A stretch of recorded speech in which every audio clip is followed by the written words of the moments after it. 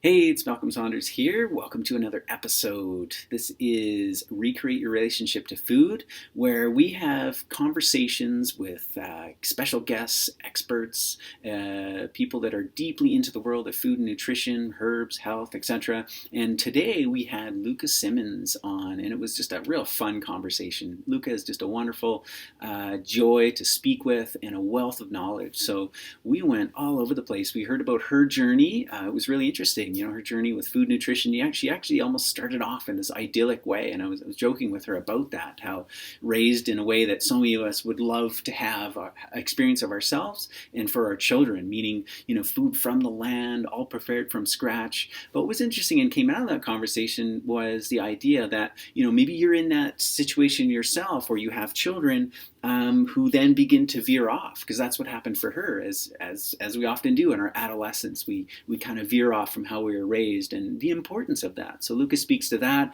We also tie that in culturally. Where's our culture with food and nutrition and what's going on there? And she talks about the gut and this idea of leaky gut, how that's happening physically, also culturally and societally, and how that's affecting our mental and our physical health as a culture and a society, and again, individually and physically as well. So I know you're going to love this conversation. Luka has been in this industry quite a while. She's a nutritional consultant of a holistic genre and a wealth of knowledge, teaches around town, does consults, has her own blog, and I know you're going to really enjoy this interview. So have fun.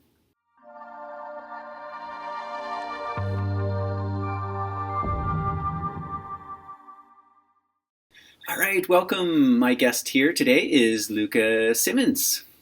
Yeah, right on. So she is a holistic nutritional practitioner or nutrition practitioner. We just talked about this exact technical term. I like food. Yeah, she likes food for A sure. lot. And you're very knowledgeable about food. Thank you. Yeah. Yeah. It's uh And it's not a hard thing for me to learn about because I really think that food is really medicine and food is magic and food is nourishment. My gosh. We'd be nowhere without it. yeah, totally. So, a big basis of the show, we're going to go off on all kinds of tangents. Luke and I are going to have a lot of fun. You're going to really enjoy listening in on this conversation. But a big focus and a big, kind of launching point is, Luca, you are who you are now. You've got all these knowledge and skills. You're teaching classes. You work one-on-one with people. Great relationship with food. But I'm sure it wasn't always that way. So can you take us back to, if today is now, what was it like way back when and then? And what has your journey with food been like to get to where you are now? You want the deepest, darkest secret already? That's right out the gates. Give it to us. A little bit early in our relationship. No, yeah, no, well, so I have always been about food and I've always loved food, and I come from a long line of people who their livelihood and their work revolved around food.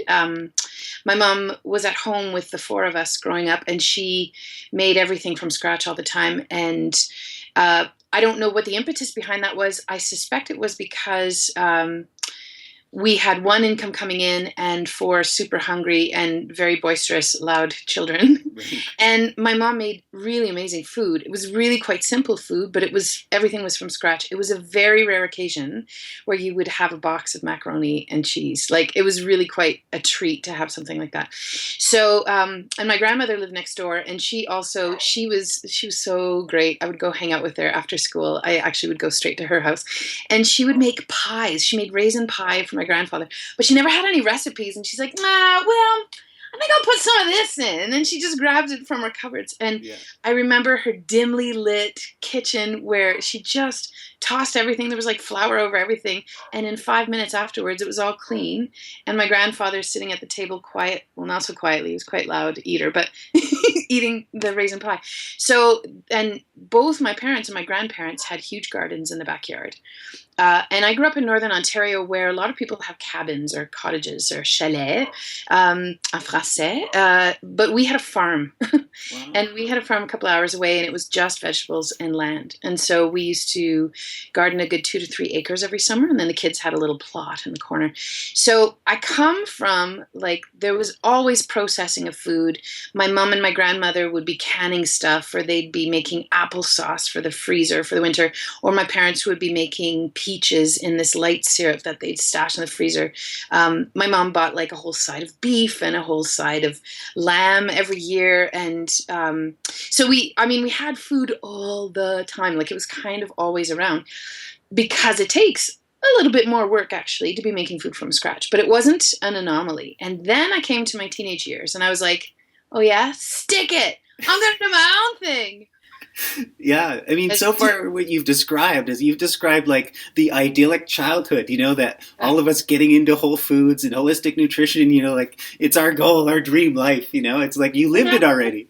Yeah, when I grow up, I'm going to do all the things. Yeah, and that was totally it.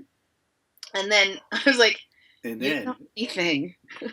You, as 15-year-old. And it's naturally part of what's supposed to happen, I'm sure. It's the only way we can actually evolve as a species if we try to differentiate ourselves from the previous generation a little bit, which I think is brilliant. However, it did me a little bit of disservice. Right. So I remember, like, oh my God. So this is why I am the way I am. I remember at 11:30 at night, I would specifically stay up until everybody would go to bed, pretending that I was watching the news, but I was really just waiting for everyone to go to bed so I could make a Lipton noodles and sauce. Right.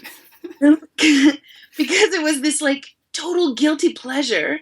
Right. And like if I just held out long enough, my parents would finally go to bed and I'd be like furtively making this on the kitchen stove top and being like, it's so delicious and it's so creamy. And like and some kids like are sneaking out back and smoking a joint or drinking beer, and you're noodles and sauce, like so lame. Like I'm so anyway.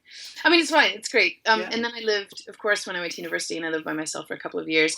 The way that I was cooking, I was doing it with an eye to experimenting a little bit. Like in my second year university, instead of getting a food card that everybody got, because we had a kitchen in the res where I was living in Guelph, I was able to cook the majority of my meals and have the smallest meal plan going because I wanted to cook for myself. And it happened that two of my housemates, I suppose, were vegan. And so we got to cooking quite a bit, and I stopped cooking meat, and I was really interested in what they were doing and how they approached things.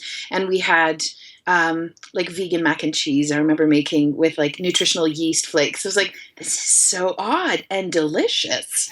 And like, I can promise you it wasn't butter we were using. I now use butter. I'm not going to say what we were using because I'm a bit... we were doing it with the best of intentions at the time, right? For sure, yeah. But, and through those years, and then having a budget while going to school, and you can't spend money on food, like it was not great food that I was eating. And I remember my mom coming in for a visit, and she's like, well, you know what part of your problem is? I adore my mom, but this is how she talks. You know what part of your problem is that she's so going to get mad when I say this thing. She's like, your entire cupboard is full of yellow packaged foods, which is from a certain store, which will remain nameless. She's like, this is what's happening. This is part of the problem. Right. And I didn't actually think I had a problem. So I think I've been trying to make up for it since then. And I'm like, no, really, I'm making good food. Really, I am. But it actually all came about. I mean, even when I was making some of the yellow labeled stuff, I was doctoring it and I was boosting it, or I was trying to figure out how do you stretch a meal, or how do you eat good food. I started to go to the farmer's market in Guelph. There's a really brilliant farmer's market in downtown Guelph, and so connected with a lot of local farmers and some local producers and started my journey that way. I was actually in university, the third program I tried out, because I tried a lot, I tried out applied human nutrition with the intention of becoming a dietitian. But I had a lot of questions for the teachers that they couldn't answer. Right. And then I was also a little bit of an activist, not a little bit, a lot of it maybe. And I discovered who was funding. Yeah, totally. I discovered who was funding our program. Ah. And then I started to question what kind of influence they had on the program. And so I eventually actually left the program. Right. I didn't have the marks to be able to be one of the 4 people who could have a placement at the end of the program. My marks weren't high enough. So I thought, well, I'm not going to waste my time. I could be a brewmaster, or I could finish my theater degree. So I finished my arts degree and then worked for 20 years. And then I've had chronic pain issues, and chronic health stuff on the go for, over 20 years. And so I finally, through going to different practitioners and trying different modalities of different things, I was out of work or low on work in the arts in the downturn of economy is not the place to be.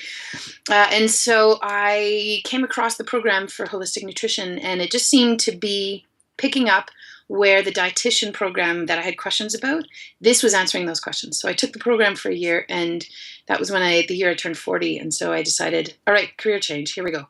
Yeah. And so now it's really just a way to legitimize talking about food and cooking all day long in my kitchen. It's a bit ridiculous, but it's really what's happening. So, yeah. Oh, that's awesome. I love hearing that story. That's a great one. It's even the noodles and sauce, that's the worst part. There's like worse stuff that I have kept out. It's just too embarrassing. Yeah, anyway. For sure. And like as you were sharing it, I was like, you know what, this is going to be a great story for those that are listening, like you and I, like your parents, like, we're aspiring to this life. We're trying to give our children like healthy food. And I love how you said it, like it could very likely be a healthy part of their journey to rebel, right? It's like you could feed them organic, do this, that, do everything you can. And that's so key and so important from conception all the way right up until they begin making their own choices with food. And maybe just like speak to that really quickly. Like how important is it and how much freedom should we give our children as they get older and begin to make their own choices with food? Oh my gosh, that's a big question.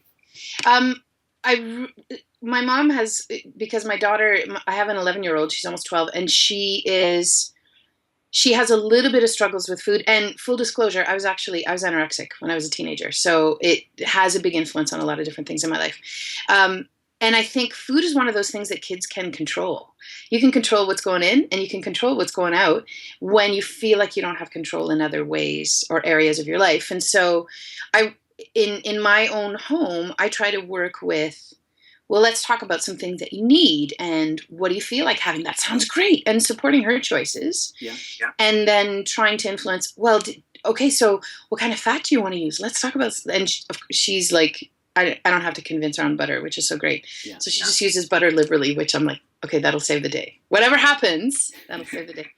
But when it comes to kids and raising kids, I mean, I think it's part of our it's what we're supposed to impart to our children, is we're supposed to teach them how to be decent human beings to one another. I think teach them to swim and make sure they can swim, and give them instruction or ideas to think about food, or arm them with the tools so that they can also make their own choices. And we really do need to respect their choices. I'm not saying, if my daughter had her way, she'd eat white rice and mac and cheese every day.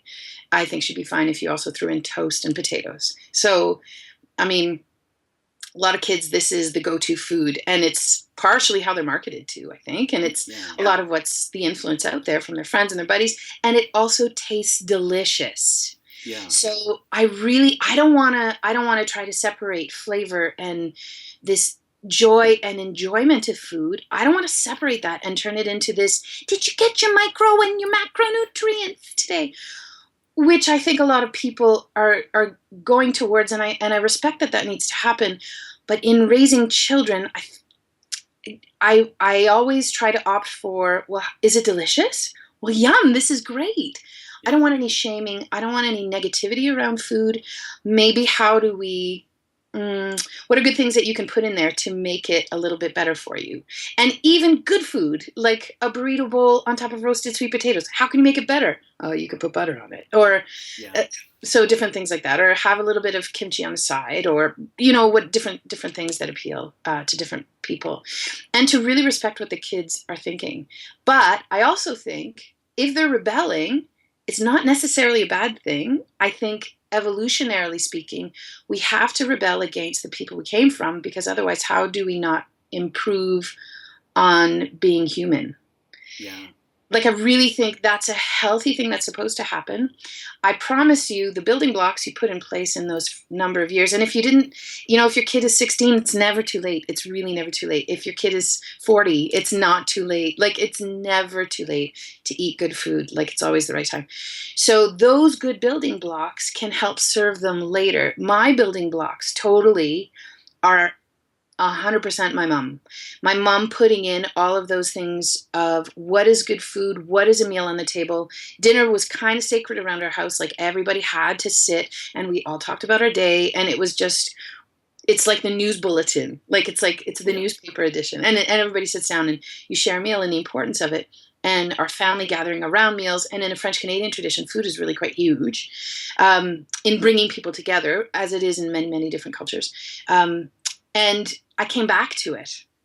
And so this is what my mom says, don't worry, she'll come back to it. It's okay, she'll come back to it. Or why do you need to put restrictions that she can't have sugar? Why do you need, food should be about enjoyment. So my mom was always about food as enjoyment. And I really think that is what it needs to be the driving force behind food. Totally. Yeah. And interesting. I was just thinking about this parallel between, as you're talking about like this family dynamic and then the rebelling and the coming back, like there's this parallel, like it's very similar to our culture. Like North America is almost like an adolescence, right? Like it's a new kind of culture and society. And it, like we have other cultures that have generations, right, of knowledge that's been passed down. I love Michael Pollan, and great food writer, and he so eloquently put it in a way that I can't reproduce, but something to the effect of culture encodes such valuable nutritional information, and and our parents are kind of those bearers of those cultures in that same analogy. And North America, like land of the free, like it was a creation of a new culture, and we didn't necessarily although there's lots of like ethnic influence and everything that's a part of our culture. One of the biggest challenges, downsides, but also like you say, opportunities, way to advance and growth, is that we've let go a lot of that, right? And a big influence was the industrialization of our food system. Mass production of our food system, we're literally the goal there was to outsource wholesale all our food production, right? Like after World War II, and just the whole industrialization, the mechanization, and a lot of people don't realize like the whole women's liberation movement, part of it was started by the food producers. They're like, all right, women, be free, get out of the kitchen, just buy our prepared meal. You don't need to cook, don't be a slave, etc. And of course, a lot of good has come out of that, but we're coming back. We've realized we've rebelled against, we've kind of sought out our own way, and we're realizing, wow, okay, that doesn't work so much. Well, and that's the thing, and you won't know that unless you go through it. Yeah. Like sometimes you have to slog through the swamp in order to get to the meadow at the end, right? Yeah. Or to look back and say, oh, well, that worked, but that didn't work. And the only way you'll know it is by inherently taking it in, and quite literally when it comes to food. Yeah. Like I know that I'm going to be paying for my food diversions for a long time. And it's not just that it was the food. I mean, I had other things that contributed to whatever I've got going on. But that's a great analogy of like our current culture, food-wise and maybe culture-wise and resistance-wise, maybe even going that far, is, totally in an adolescent age. Yeah. And we won't know unless we slog through it to then choose and say, well, this is what I then choose to pass on to the next generation, and then they'll carry on and so on and so forth. And it should morph with every generation a little bit. It should shift a little bit. I think part of what I find super fascinating getting into the real food world, trying to divorce myself from any of these different, it's this kind of food. Oh, you look at food this way. Right. No, I actually just look at food. Yeah. I'm just going to talk food.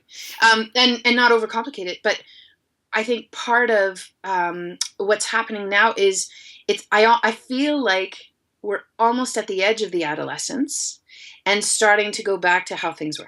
Yeah, I totally agree. Yeah. And it's an exciting time. I mean, the number of one of my favorite authors is Stephen Herod Buhner, and he's a herbalist, so he works in a very similar realm. And what he's relating, he's been doing this for decades, and it was at some point he was like, wow, it's like people just started showing up, like they wanted to reconnect, they wanted to become a herbalist, and they didn't necessarily have the words or the reasons why. And I think that's all developing, and we're beginning to know why. But he just said in those beginning times, people just showed up, like, I don't know, I just know I need to learn this. And whether it's herbs, whether it's food, whether it's nutrition, I mean, I love that there's this whole movement, right? And a friend of mine says we're moving from Wall Street to Main Street in a business sense, but that's also in a community sense, in a food sense, in a local resilience, everything. So it's awesome. I love that. Yeah, that's really good. Cool. Yeah. You and I are both fans of Sandor Katz, of fermentation fame, and he calls himself a fermentation revivalist. Yeah. So, and I love your distinction too. I mean, about you just love food, right? I mean, we can get too caught up in, am I this? Am I that? Like what path, what am I following?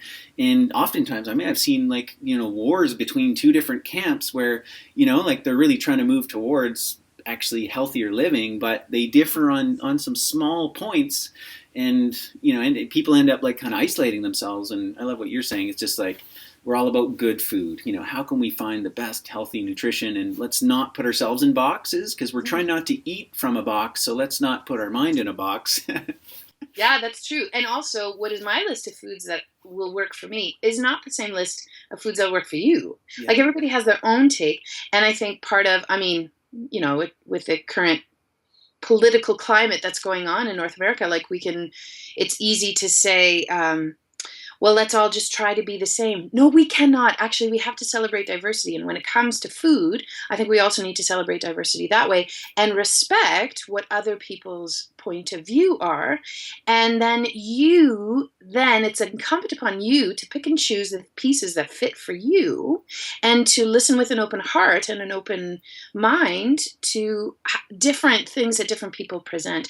But you get to be the curator for yourself. And that's part of the thing that I find is getting a little bit lost. And I wonder how much of it is because we've disconnected. And I truly actually think all of this is related to gut, because it's kind of mirroring what's happening in the gut with leaky gut. Like we only have one cell thick intestinal lining, and where there's any kind of dis-ease in the body, there's going to be a component that's happening in the gut where the junctions between the cells are starting to widen. Like I usually give a picture like this. I once saw someone describe it this way, and I thought, oh, that's exactly it. So the cells between the intestinal lining or in your intestinal lining start to separate as they inflame, and the junctions start to become wider between the cells. And I wonder how much of that, maybe it's a bit hooty-fluty, but energetically how that's actually being portrayed in a lot of different ways. So this desire, I think, to try to, oh, well, just tell me how to do it and I'll do it. That'll bring it all back together. And the reaching for having someone else do the work and just tell me how to do it is a step that needs to happen. It's not the last step, though. Right. And it's just mimicking bringing people together in the same way. Like we need to energetically bring things back together. I think we've worked really well at kind of having that expansion out. And I think a lot of the current chronic diseases that seem to be coming out left, right, and center with new things, I think that's a mimicker of what's happening in the gut. And then having to bring people together, or working on bringing people together, and respecting everybody's differences and the richness and diversity. Actually, anyway. Yeah, that's great. There's a lot there to unpack. Again, it relates to that Wall Street to Main Street. Like big business is all about like the standardization, the one size fits all, so we can mass produce and sell as much as we can. We're realizing, as you say, that model doesn't work, and it's bringing it back to the individual. Absolutely. There's always a time and a place to see someone like you, a nutritional practitioner that can help guide, that's got a big picture of the playing field, help get you on the track. But I really think where the whole entire field of nutrition is going is back to the individual, and it's what I like to call intuitive eating. Yes. Yeah, and just feeling into that day to day. So I know you were kind of self-critical of the the woo-woo of, I love your intestinal analogy, right? Of just that happening. Let's actually go into the physicality of that, because that is a lot of dis-ease, as you say, whether acute or chronic, or just symptoms, right? It all does start in the gut, and what you're speaking to is a huge part of it. So I don't think anyone's kind of immune from that. So let's maybe go into the physicality of that, what's going on, what might be causing it, and then we'll look to how can someone listening begin to identify that and move forward with, bringing their gut back together. That. Do you have 17 hours? So this is the majority of my work, actually, as a nutritional practitioner, as a foodie. I just don't want to complicate things. As a person who talks food, the cells of our intestinal lining are only one cell thick. They always have been, always will be. When we're born, they should be nice and tight. The junctions between them are tight, so it's a nice barrier to keep the outside world out, the inside world in. I once read somewhere, somebody described that we're a donut. Yeah. So our digestive system is actually the outside world, like mouth to bum, Yeah. and our intestinal lining is where we interact with the outside world. And it's where we selectively let things come in, and it's where we selectively keep things out.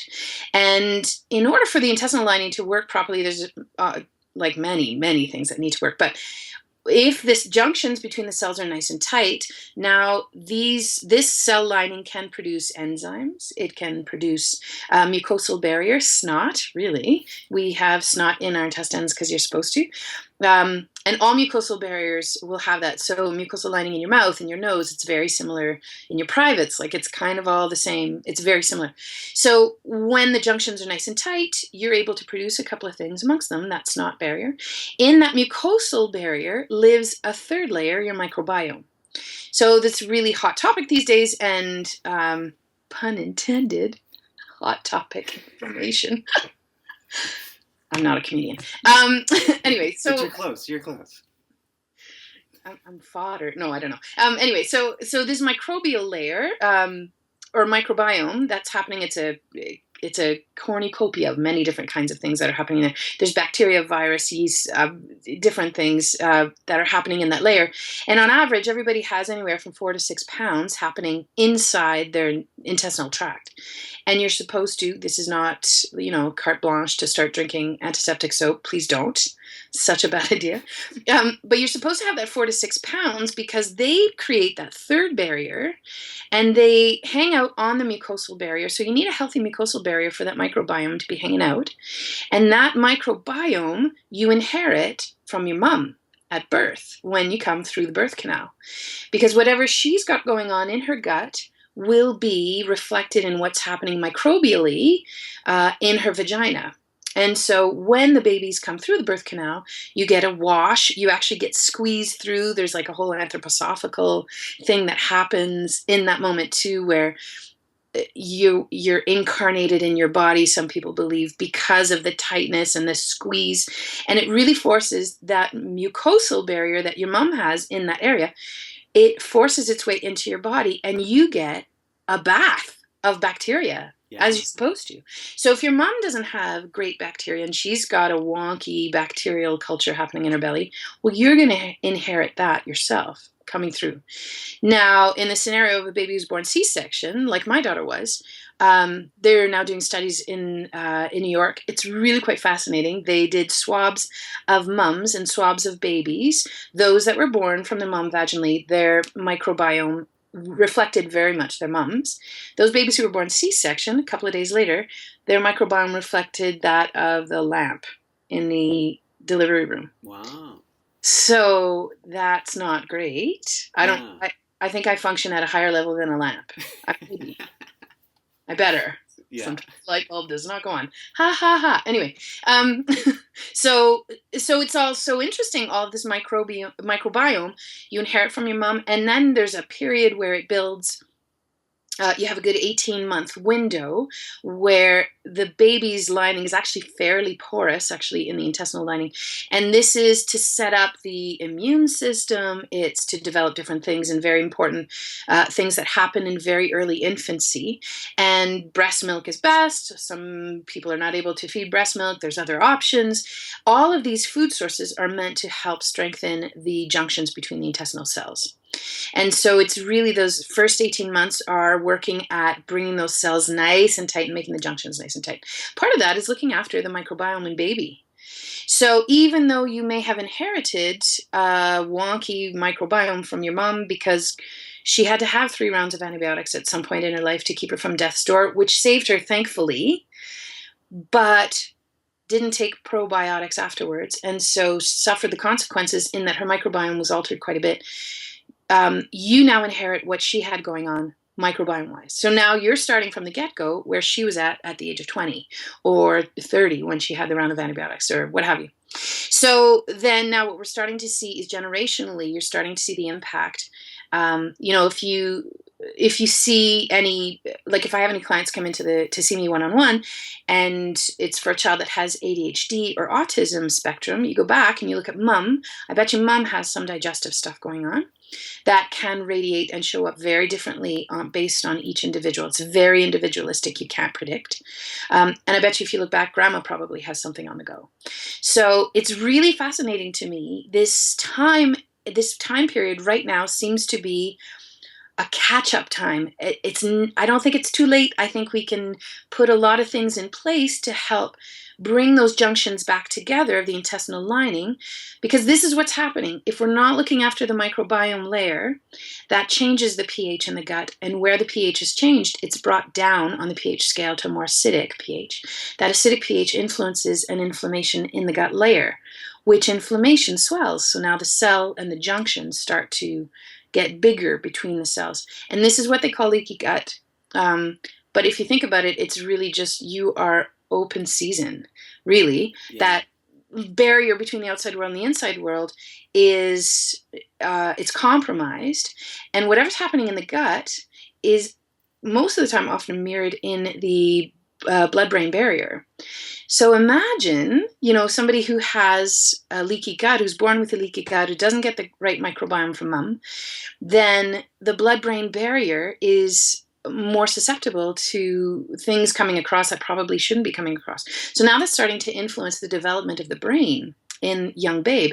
So this is part of the picture. It's not all the picture, but it's perhaps contributing to some of the things that we see coming up in our little ones these days. And it's part of, I think, why there's so much going on in the world, where there seems to be, 100 years ago, nobody had ADHD.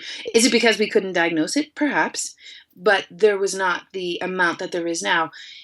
Is it a bad thing? I don't think it's an easy world to navigate if you do have a diagnosis like this. But is it maybe mimicking what's happening, that we've lost contact, or we have two huge gaps? We need to pull people together. We need to pull community together. We need to pull the cells of your intestines together. We need to pull together generations. It takes a village to raise a child. Well, yeah, it does. It actually takes a village and a family. Until fairly recently, you often lived close to where your parents were and your grandparents were. So you had their input and they had a bit of sway. You're hormonally a little bit unsteady after a birth, and so you're susceptible to a lot of input. Well, mums and grandparents would have been there, and they would have had a little bit of an influence in how things were set up, and they would have done it how their parents did and their grandparents did, so you would be continuing that tradition that way. So we need to bring generations back together again. We need to bring community back together. We need to bring the cells back together in the gut in order to help support resiliency in the human condition, I think. But we're not going to be able to go back to how things were. I think how things are developing is actually helping us evolve as a species. I don't want to demonize and say that it's all bad stuff. I think there's actually really good things coming out of this.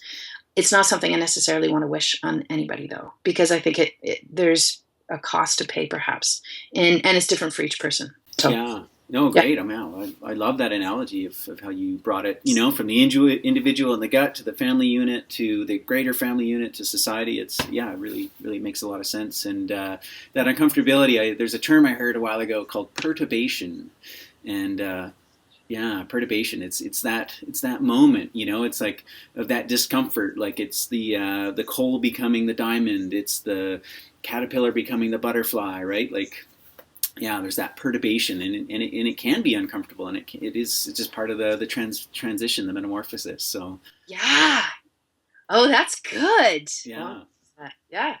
So, but until then, I'm grateful for someone like yourself that has been through this and the study of it, and can help navigate others, because especially as parents or individuals, like we do live in such an isolated, individualistic society, and fortunate for the internet and for our ability to all kind of connect and support each other and bring that community back together. We can now develop that understanding and the ways and the tools and the means to move forward to greater health and holisticness, right? I mean, that's what this is all about, right? It's not just food. Food is a huge part of the whole. Yeah, but there's so much that gets conveyed, like food is the vehicle, right? Food is the vehicle. Yeah, of course we need food for nutrients. Yep.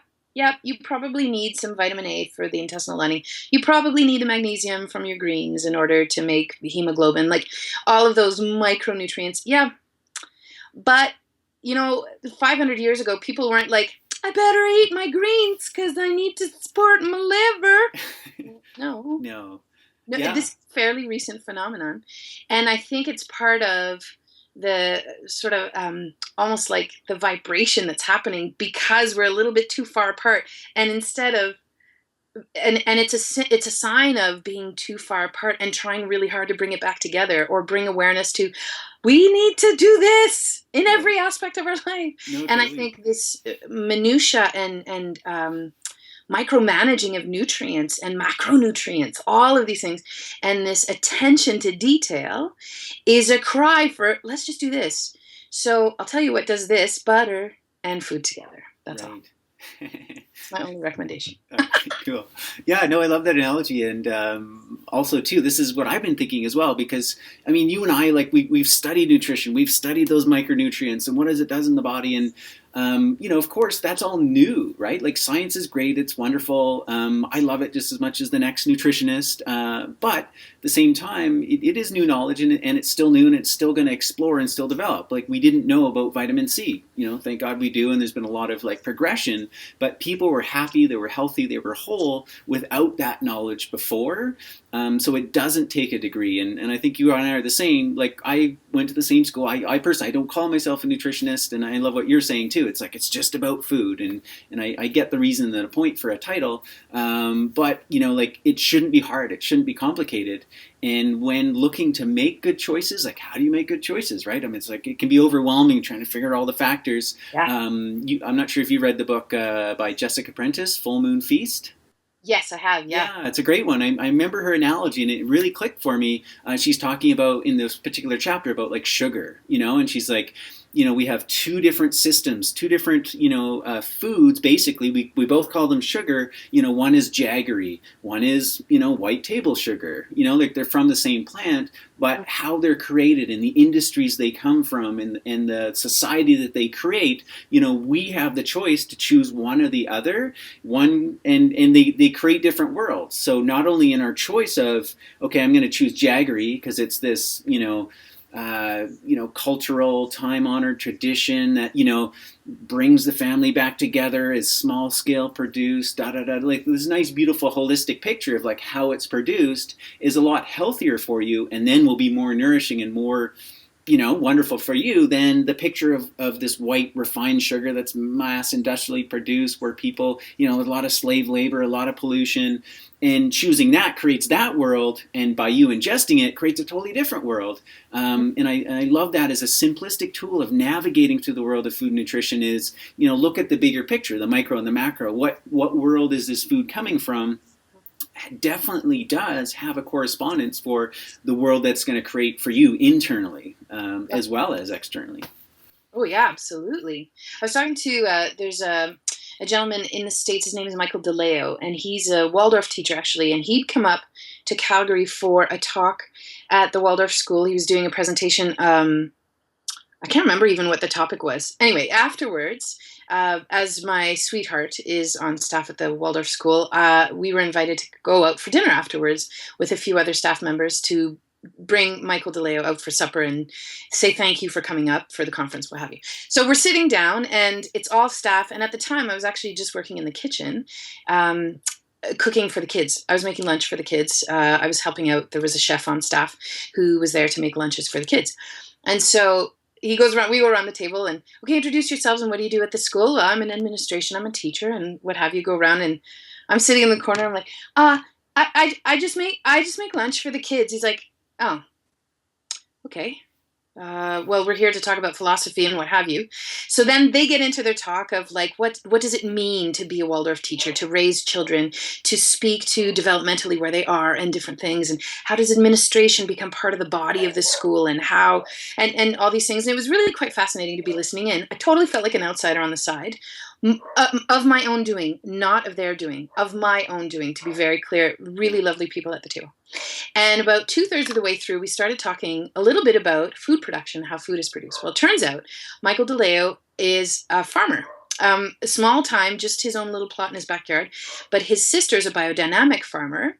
And so they had conversations. We were talking about different foods, and we got onto the topic of who are the people you came from, what kind of food is grown locally, and we got into the discussion of it was one of those moments where I thought, oh, the light is bright. I'm going in this direction. And it was that conversation that night with Michael DeLeo. We were talking about corn.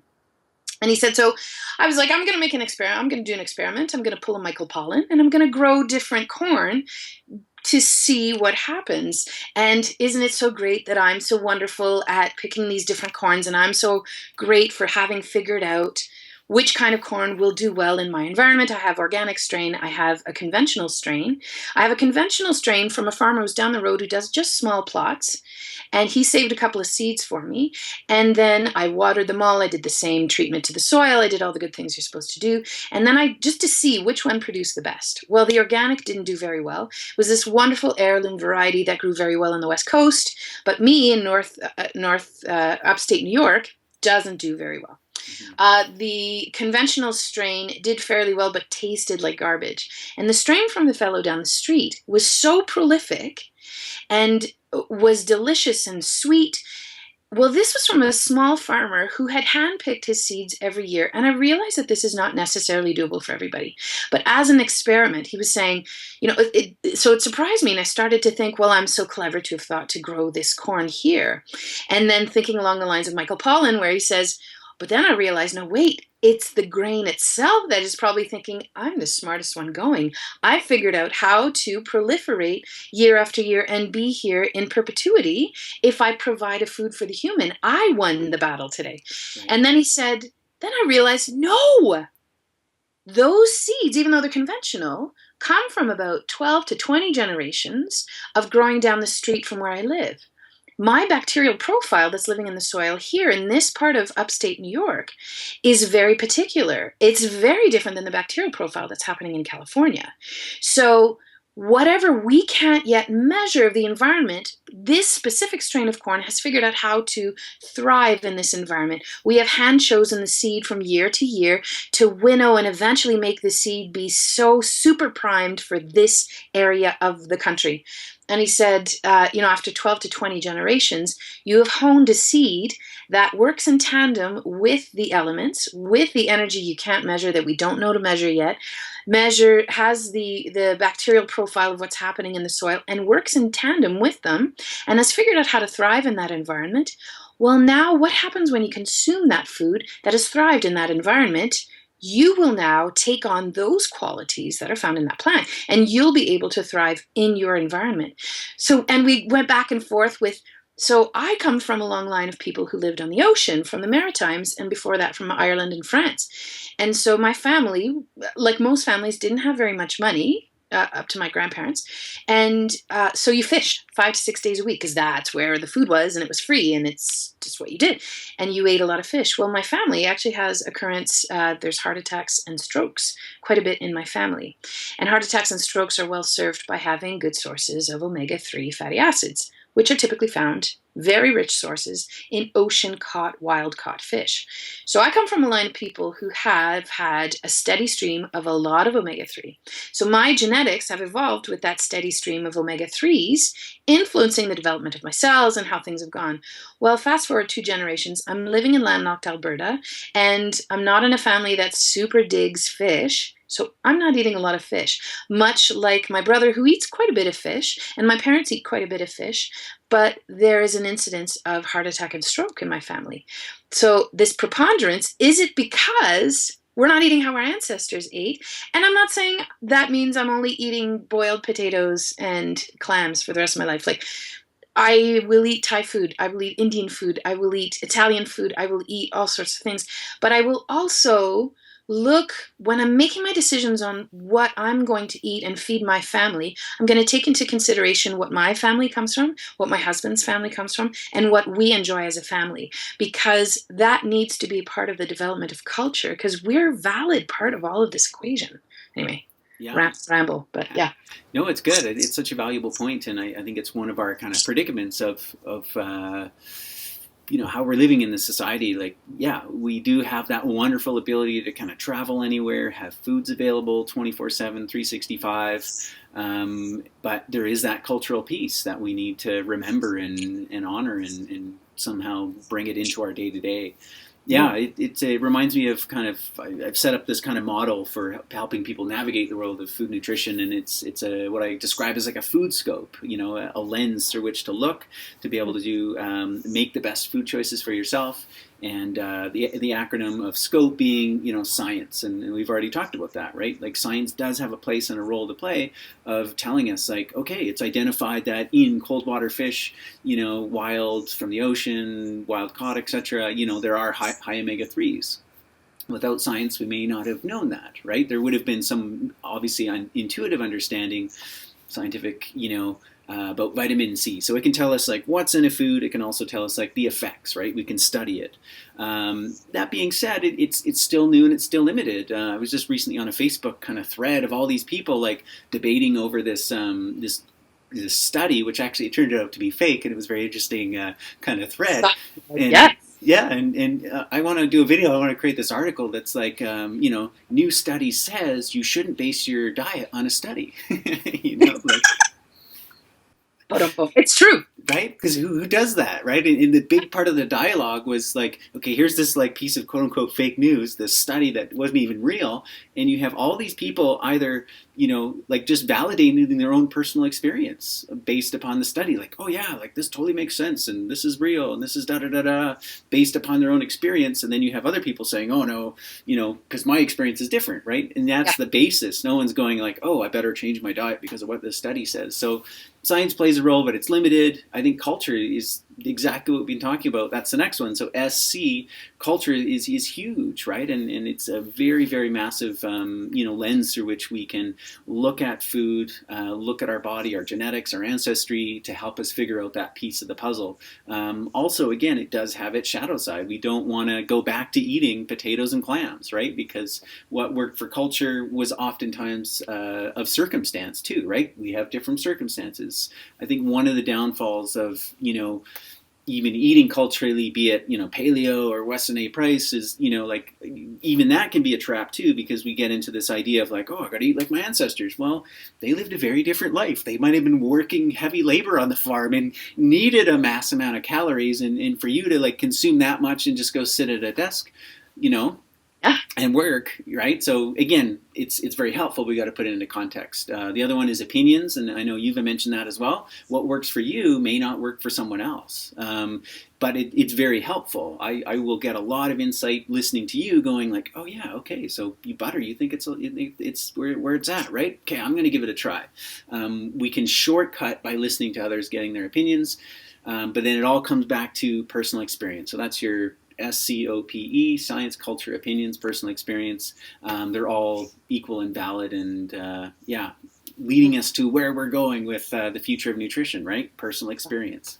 Yeah, absolutely. And it's interesting to note, like, I think everybody who comes to nutrition is there as part of their path. And like, just thinking of, well, for me, I mean, even when you go through school at the end, when we do our business block, they talk about, so what is your story? Because people will connect to your story. So again, using nutrition as a way to connect and bring those junctions back together, not only in the gut, but between people and between cultures. So then you start to really explore. And sometimes I feel like I'm supposed to give all these credentials of, I'm so broken and this is how food fixed me. Well, I'm not fixed, and I'm not actually broken. I have things out of whack, maybe, and it would be really great to wake up and not be in pain every day. I would really love that world. I'm working towards it. It may take a long time. I may never get there.